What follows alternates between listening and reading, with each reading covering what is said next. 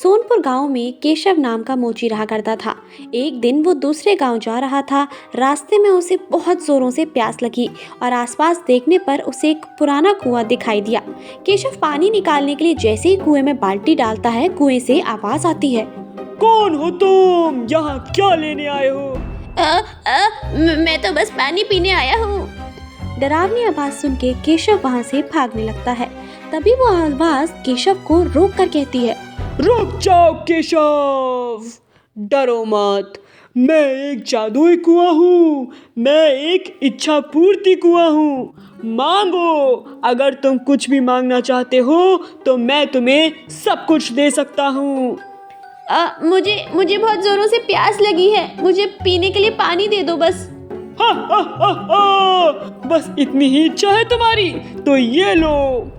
ऐसा कहकर जादुई कुआं केशव के लिए बहुत सारा पानी ले आता है, जिसे केशव पी लेता है और कहता है, आपका शुक्रिया जादुई कुएं, अब मुझे जाना होगा। अरे रुको, तुम्हें और कुछ भी नहीं चाहिए मुझसे? नहीं, मैं एक मोची हूँ और मेहनत से काम करता हूँ। जो मेरी मेहनत का है वही मेरा है। केशव की बात सुनकर जादुई कुआं खुश हो जाता है और कहता है, तुम बहुत नेक दिल इंसान हो केशव। मैं तुम्हारे हाथों में एक ऐसा जादू दे रहा हूँ जिससे तुम किसी भी चीज से जूते बना सकते हो। तुम्हारा हाथ लगते ही जूते अपने आप बनकर तैयार हो जाएंगे। केशव जादुई कुएं का धन्यवाद करके वहां से चला जाता है और पूरे गांव में अब केशव के बनाए हुए जूते बहुत तेजी से बिकने लगते हैं, क्योंकि वो पत्तों और मिट्टी से भी जूते बनाकर बेच रहा था और सभी की जादुई कुएं के बारे में भी पता लग जाता है। वहीं केशव का एक लालची किसान दोस्त होता है जो केशव से जादुई कुएं का सच जाकर खुद भी अमीर बनने के लिए कुएं के पास जाता है। जादुई कुआं लालची किसान को भी इच्छा मांगने को कहता है। तब किसान कहता है, हे कुआं, मैं जिस चीज को छू लूं वो सोना बन जाए।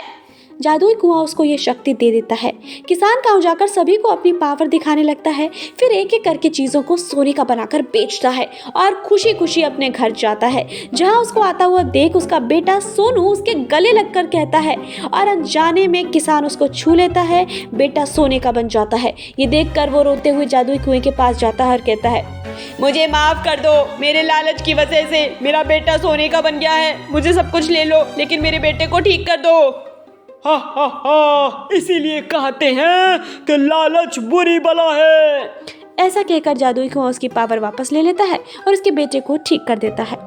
मोरल, इस कहानी से हमें ये सीखने को मिलता है कि हमें लालच नहीं करना चाहिए।